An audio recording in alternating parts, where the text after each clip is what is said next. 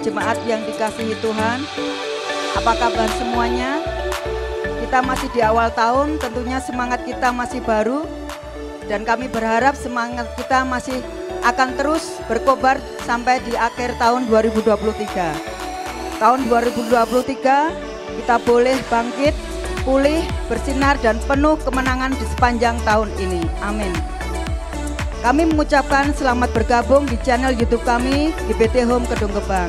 Di sini bersama saya Theo. Sebelum acara ibadah dimulai, saya ingin menyampaikan beberapa hal seputar kegiatan gereja kami. Ibadah onsite kami laksanakan setiap hari Minggu mulai pukul 6:30 pagi dengan tetap mematuhi protokol kesehatan. Bagi jemaat yang berhalangan hadir, bisa menyaksikan ibadah onsite melalui live streaming di Instagram @ermitjunaidi. Ibadah online bisa disaksikan melalui channel YouTube kami setiap hari Minggu mulai pukul 7 pagi. Bagi Bapak Ibu jemaat sekalian dimanapun kita berada, kami tetap menghimbau untuk mematuhi protokol kesehatan. Demikian beberapa hal yang bisa kami sampaikan pada kesempatan kali ini. Mari kita menyiapkan hati dan pikiran kita untuk kita boleh masuk, fokus, memuji, menyembah, dan beribadah kepada Tuhan. Akhirnya kami mengucapkan selamat beribadah. Tuhan Yesus memberkati.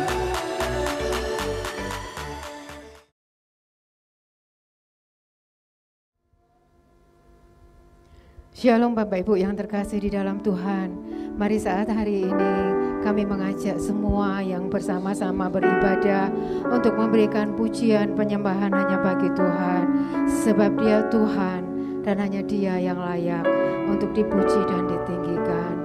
Mari dengan segenap hati kita mau katakan, sebab Engkau Tuhan yang layak dimuliakan. Haleluya.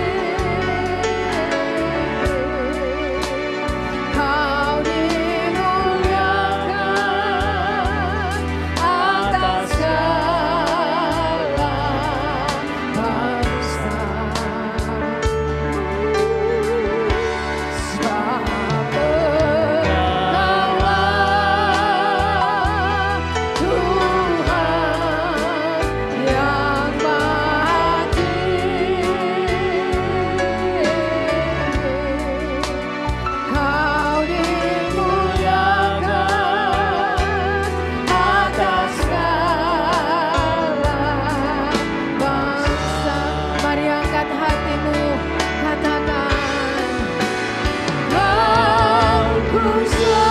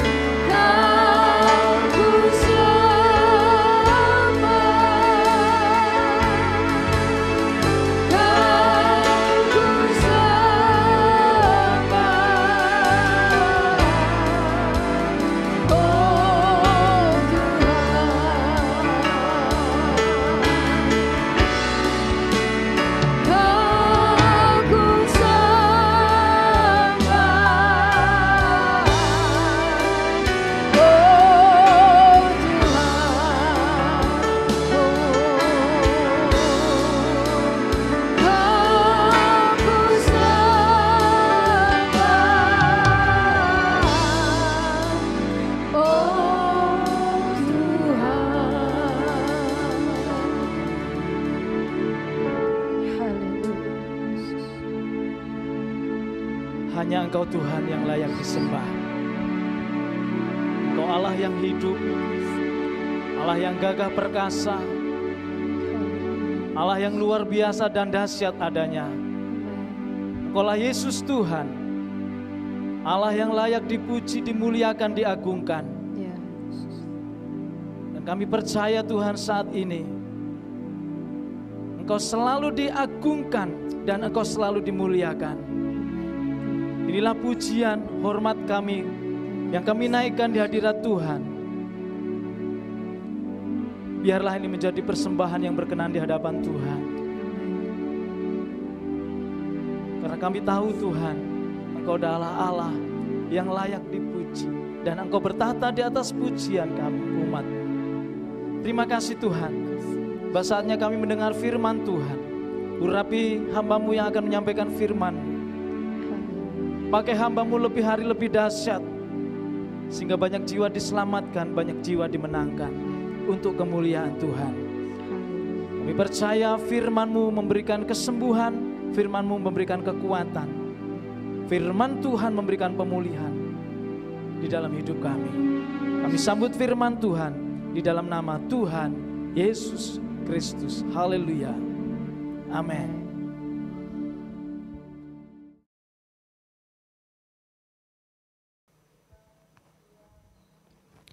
Salam jemaat Tuhan, kita berjumpa kembali dalam ibadah online GPT Home Gedung Gebang. Di dalam seri Master Plan ini, saudara-saudara, di bagian ini secara khusus saya ingin menjelaskan kepada saudara satu topik, satu bagian yang sebenarnya saya beri judul sebagai dari battle ke El Battle. Saudara-saudara, di waktu yang lalu saya menjelaskan kepada saudara bagaimana Tuhan menuntun Abram keluar dari Ur Kasdim ke Haran, dan kemudian pada akhirnya ketika Abraham benar-benar keluar dari Haran, dia sampai ke satu kota, satu tempat antara Betel dan kota Ai. Disitulah dia mendirikan mezbah. Kemudian di Kejadian pasal 12 ayat ke-8, bagaimana saudara-saudara Abraham bukan sekedar mendirikan mezbah, tetapi dia memanggil nama Tuhan. Saudara-saudara, jika saudara memperhatikan baik-baik, saudara-saudara, semua tokoh Alkitab, saudara-saudara, mereka akan sampai kepada satu titik di mana mereka mengenal Tuhan secara pribadi. Dan ini hal yang sangat penting menurut versinya Tuhan, menurut sudut pandangnya Tuhan. Ini hal yang jauh lebih penting. Nah, visi itulah yang saudara dan saya harus capai. Ketika Tuhan menuntun saudara dari satu tempat ke tempat yang lain, dari satu kejadian ke kejadian yang lain, dari satu peristiwa ke peristiwa yang lain, saudara-saudara. Visi yang Tuhan berikan kepada saudara adalah diantaranya supaya saudara melalui peristiwa itu, melalui tempat itu, saudara mengenal Tuhan secara pribadi. Nah, di bagian ini secara khusus, saudara kita akan belajar saudara satu tempat yang namanya Betel. Betel itu nama Betel, saudara itu sebenarnya adalah kota yang diberi nama oleh Yakub. Jadi pada waktu Abram, saudara namanya itu sebenarnya Luz. Nah, oleh Yakub saudara-saudara namanya diganti menjadi Betel. Tetapi kemudian Yakub saudara-saudara ketika suatu kali dia mengalami perjumpaan yang luar biasa yang mengubah jalan hidupnya saudara-saudara, dia merubahnya menjadi El Betel. Betel artinya rumah Tuhan. Tetapi El Betel, El itu Tuhan saudara-saudara, El Betel itu jadinya Tuhan atas rumah Tuhan. Apa maksudnya? Dari rumah Tuhan menjadi Tuhan atas rumah Tuhan. Perjalanan itulah saudara-saudara yang saudara dan saya harus alami. Saya akan jelaskan kepada saudara. Mari saudara-saudara kita lihat di dalam Kejadian pasal 28 ayat 18, ayat 19. Perikopnya saudara-saudara berjudul Mimpi Yakub di Betel. Jadi setelah Yakub saudara-saudara pergi dari rumahnya Ishak saudara-saudara dan dia sedang menuju ke rumahnya Laban saudara-saudara, dia sampai di satu tempat, kemudian tidurlah dia dan bermimpi. Dalam mimpinya saudara-saudara, Yakub saudara-saudara merasa melihat, ayat 12 Kejadian pasal 28, maka bermimpilah ia, di bumi ada didirikan sebuah tangga yang ujungnya sampai ke langit. Dan tampaklah malaikat-malaikat Allah turun naik di tangga itu. Berdirilah Tuhan di sampingnya dan berfirman, akulah Tuhan. Tuhan menyatakan diri, memperkenalkan diri. Akulah Tuhan Allah Abraham nenekmu dan Allah Ishak. Tanah tempat engkau berbaring ini akan kuberikan kepadamu dan kepada keturunanmu. Janji Tuhan kepada Abraham diulangi lagi. Di perjanjian baru saudara-saudara nama Betel tidak ada lagi. Tetapi kota Betel, tempat yang bernama Betel itu sudah berubah. Saudara-saudara menjadi satu tempat di sebelah utara Yerusalem. Tapi kita akan mempersempit pembahasan kita di perjanjian lama di masa Abraham, Ishak dan Yakub saja. Sampai di situ dulu saudara-saudara. Saudara perhatikan saudara-saudara, di Betel itu saudara-saudara, Yakub mendapatkan mimpi yang luar biasa di mana Tuhan memperkenalkan dirinya sebagai Yahweh, Allahnya Abraham, Allahnya Ishak.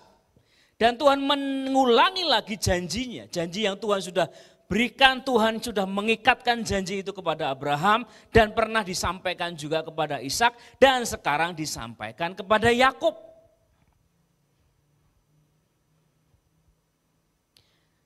Di dalam janji itu Tuhan berkata kepada Yakub seperti ini, keturunanmu akan menjadi debu tanah banyaknya dan aku akan mengembang ke sebelah timur, barat, utara dan selatan dan olehmu serta keturunanmu semua kaum di muka bumi akan mendapat berkat. Sesungguhnya aku menyertai engkau dan akan melindungi engkau kemanapun engkau pergi dan aku akan membawa engkau kembali ke negeri ini. Sebab aku tidak akan meninggalkan engkau melainkan tetap melakukan apa yang kujanjikan kepadamu. Ayat 16, ketika Yakub bangun dari tidurnya berkatalah ia, sesungguhnya Tuhan ada di tempat ini dan aku tidak mengetahuinya. Ia takut dan berkata, alangkah dahsyatnya tempat ini tidak lain dari rumah Allah, ini pintu gerbang sorga. Keesokan harinya pagi-pagi Yakub mengambil batu yang dipakainya sebagai alas kepala dan mendirikan itu menjadi tugu dan menuang minyak ke atasnya. Ia menamai tempat itu Betel, dahulu nama kota itu Luz. Kemudian yang dilakukan Yakub adalah seperti ini saudara-saudara. Lalu bernasarlah Yakub, jikalau aku akan menyertai dan akan melindungi aku di jalan di tempat yang kutempuh ini, memberikan kepadaku roti yang untuk dimakan dan pakaian untuk dipakai, sehingga aku selamat kembali ke rumah ayahku, maka Tuhan akan menjadi Allahku. Maka Tuhan akan menjadi Allahku. Tuhan, perhatikan saudara-saudara, di Betel Tuhan memperkenalkan diri, menyatakan diri kepada Yakub, Tuhan memberikan janji. Step selanjutnya, responnya Yakub adalah dia kemudian bernasar, saudara-saudara, jika Tuhan menyertai aku dan seterusnya, maka Allah akan menjadi Tuhan, akan menjadi Allahku. Yahweh akan menjadi Tuhanku. Saudara, dapat sesuatu saudara-saudara. Jadi perhatikan, Yakub di Betel belum menjadikan Tuhan sebagai Allahnya.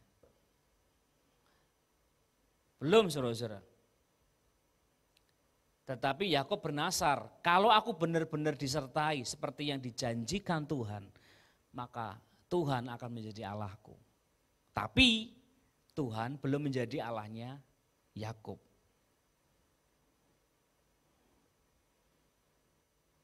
Jadi hanya Betel. Jadi Yakub itu melihat tempat itu sebagai tempat yang dahsyat. Ini pasti rumah Allah, ini pintu gerbang sorga. Ada tangga yang sampai ke sorga di mana malaikat Tuhan naik turun melayani. Tetapi dengan penglihatan yang seperti itu saudara-saudara, Yakub belum menjadikan Tuhan sebagai Allahnya. Dan itu banyak terjadi kepada banyak sekali orang percaya. Tuhan sudah memperkenalkan diri, saudara-saudara. Selalu seperti itu saudara-saudara. Selalu seperti itu. Karena manusia dengan keberadaan kita yang terikat dengan dosa, daging saudara-saudara, daging kita sudah terikat dengan dosa saudara-saudara. Dan kita tidak mungkin dengan usaha kita untuk mencapai Allah saudara-saudara, adalah sebuah hal yang mustahil saudara-saudara, kita mengenal Allah dengan usaha kita. Allah lah yang memperkenalkan diri, Allah lah yang turun saudara-saudara. Melalui Yesus Kristus berinkarnasi, Allah menjadi manusia, diam di antara kita. Saudara-saudara, ketika itu terjadi kepada Yakub, saudara-saudara, Yakub belum mengambil keputusan menjadikan Tuhan sebagai Allahnya. Tapi apakah itu menghentikan Tuhan untuk menyertai Yakub, saudara-saudara? Ternyata tidak. Kenapa, saudara-saudara? Allah sudah berjanji. Dan Allah bersabar kepada orang model Yakub. Jadi orang model Yakub itu orang yang model kayak gimana, saudara-saudara? Dia dapat mimpi berkali-kali kalau sudah memperhatikan, saudara-saudara, di Alkitab. Beberapa kali, saudara-saudara, Yakub mendapatkan mimpi dari Tuhan. Tuhan yang memberi. Ketika dia sampai di rumahnya Laban, saudara-saudara, dia dikasih hikmat Tuhan dalam mimpinya. Gimana caranya, saudara-saudara, untuk mengatasi kecurangannya Laban. Dan itu lewat mimpi, saudara-saudara. Tuhan yang kasih. Tetapi Yakub ini, saudara-saudara, ini juga lihai dalam hal menipu. Namanya Yakub, tukang nipu, saudara-saudara. Kemudian terjadilah satu masa di mana ketika Yakub lari dari Laban beserta dengan istri-istrinya dan anak-anaknya, saudara-saudara. Karena Yakub harus menikahi 4 orang sekaligus, saudara-saudara. Demi mendapatkan Rahel yang dicintainya dan sudah mendapatkan beberapa anak kecuali dari Rahel, saudara-saudara. Kemudian ada masalah lama, saudara-saudara. Masalah lama apa, saudara-saudara? Dengan Esau belum selesai. Nah, masalah yang lama ini, saudara-saudara, bisa dipakai Tuhan untuk membuat Yakub, menyadarkan Yakub, membuat Yakub menyadari bahwa Allah sudah menyertai hidupnya sekian tahun lamanya. Tetapi dia belum pernah membuat keputusan menjadikan Tuhan sebagai Allahnya.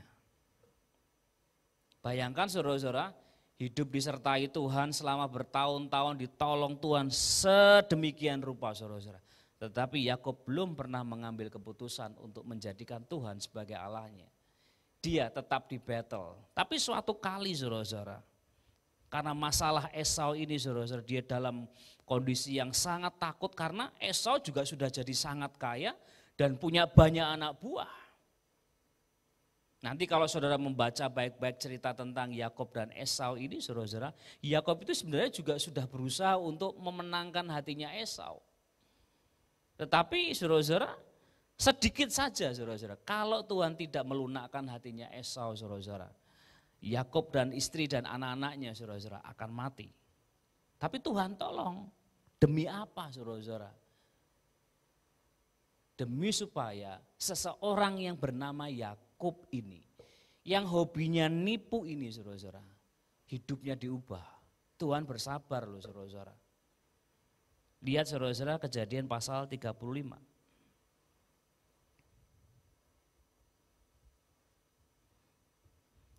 Judul perikopnya adalah Yakub di battle untuk kedua kalinya. Jadi akhirnya sesuai dengan nasarnya Yakub, saudara-saudara, akan kembali. Jadi benar-benar kembali ke battle. Nah, kali ini dia benar-benar kembali ke battle. Dan Tuhan berkata kepada Yakub seperti ini. Allah berfirman kepada Yakub, bersiaplah, pergilah ke battle, tinggallah di situ dan buatlah di situ mezbah bagi Allah yang telah menampakkan diri kepadamu ketika engkau lari dari Esau, kakakmu. Kejadian pasal 28 yang tadi, saudara-saudara, itu kejadian di mana Yakub melarikan diri. Lalu berkatalah Yakub kepada seisi rumahnya dan kepada semua orang yang bersama-sama dengan dia, jauhkanlah dewa-dewa asing yang ada di tengah-tengah kamu, tahirkanlah dirimu dan tukarlah pakaianmu. Marilah kita bersiap dan pergi ke battle. Aku akan membuat mezbah di situ bagi Allah yang telah menjawab aku pada masa kesesakanku dan yang telah menyertai aku di jalan yang kutempuh. Maka mereka menyerahkan kepada Yakub segala dewa asing yang dipunyai mereka dan anting-anting yang ada pada telinga mereka. Lalu Yakub menanamnya di bawah pohon besar yang dekat Sikem. Sudah itu berangkatlah mereka dan kedahsyatan yang dari Allah meliputi kota-kota sekeliling mereka. Sehingga anak-anak Yakub tidak dikejar. Lalu sampailah Yakub ke Luz yang di tanah Kanaan yaitu Betel. Ia dan semua orang yang bersama-sama dengan dia. Perhatikan ayat yang ke-7. Didirikannya lah mezbah di situ dan dinamainya tempat itu El Betel. Karena Allah telah menyatakan diri kepadanya di situ ketika ia lari terhadap anaknya. Perhatikan ketika Tuhan berkata kepada Yakub, pergilah ke Betel, bangunlah mezbah di situ. Respon Yakub sudah berbeda, saudara-saudara. Dia bilang kepada istri dan semua orang yang berserta dengan dia, singkirkan semua dewa-dewa asing. Artinya, sejak ia melarikan diri dari rumah ayahnya, kemudian dikejar oleh Esau. Kemudian Tuhan menampakkan diri dalam mimpi di Betel, saudara-saudara, yang katanya malaikat naik turun, saudara-saudara, naik turun dari surga ke bumi, saudara-saudara. Seperti ada tangga dari bumi ke surga, saudara-saudara. Dari sejak saat itu, saudara-saudara, Allah menampakkan diri kepada Yakub. Yakub, saudara-saudara, belum pernah menjadikan Tuhan sebagai Allahnya. Dan ketika dia sampai kepada Laban dan memperoleh istri-istri di situ, saudara-saudara, dia juga membawa serta, apa saudara-saudara? Dewa-dewa asing, berhala-berhala.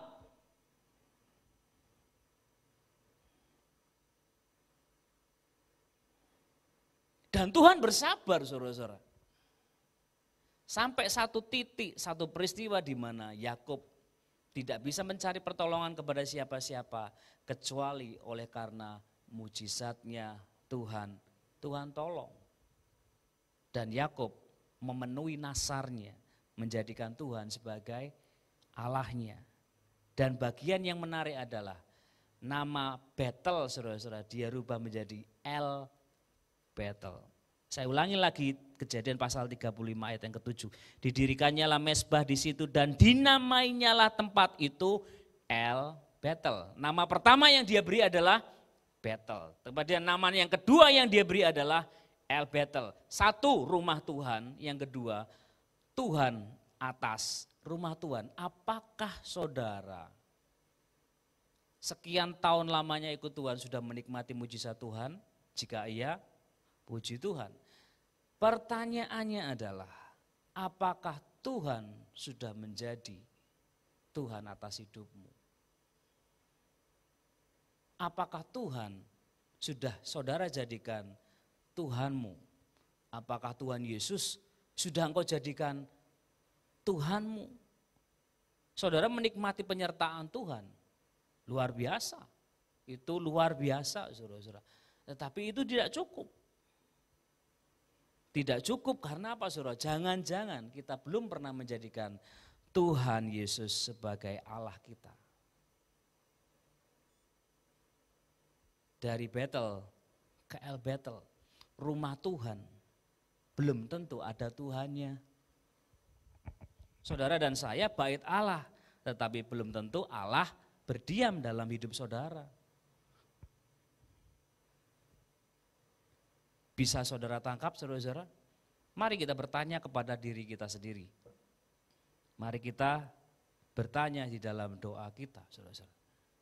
Apakah saya sudah menjadikan Tuhan Yesus sebagai Allah kita? Jika belum, saudara-saudara, inilah saat yang tepat buat saudara untuk kita menyadari bahwa Tuhan sudah sekian waktu lamanya bersabar dengan kita demi menunggu waktu di mana kita bukan saja memanggil nama Allah, tetapi menjadikan Allah sebagai Tuhan kita. Mari kita berdoa. Terima kasih Tuhan, kami ucap syukur buat saat ini Tuhan, Roh Kudus tolong kami semua. Supaya kami bergerak di dalam visinya Tuhan. Bukan saja memanggil nama Tuhan, tetapi menjadikan Tuhan sebagai Allah kami, Juru Selamat kami secara pribadi, penolong kami, pelindung kami, penuntun kami, penghibur kami. Bagi jemaat Tuhan, bagi anak-anak Tuhan yang saat ini sedang bergumul di dalam hidup mereka, Tuhan pakai pergumulan-pergumulan mereka, menuntun mereka supaya mereka dapat mengenal Tuhan Yesus secara pribadi. Terima kasih Tuhan, terima kasih kami sudah menerima janji yang dari Allah. Dan kami hidup di dalam janji-janjinya Allah oleh karena Tuhan Yesus yang demikian baik pada setiap kami. Memberkati kami semua yang sudah mendengarkan dan menyaksikan ibadah online ini. Tuhan memberkati kami semua. Di dalam nama Tuhan Yesus Kristus kami berdoa dan mengucap syukur. Haleluya. Amin.